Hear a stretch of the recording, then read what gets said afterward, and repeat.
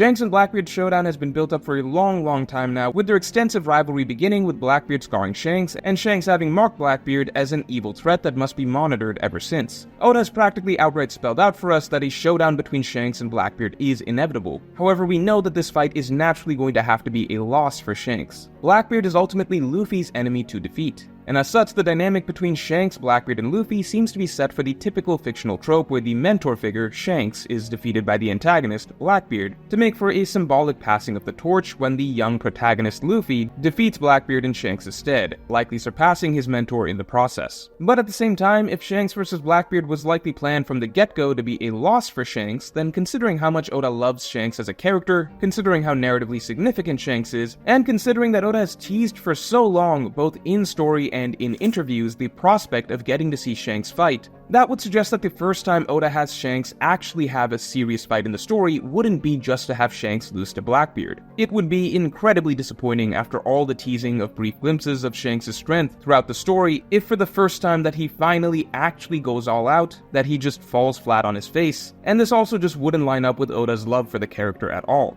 As such, it's very likely that Shanks will have another major fight before Blackbeard, one where Shanks gets to actually display his full strength and actually gets to win. This does the character justice before he is inevitably defeated.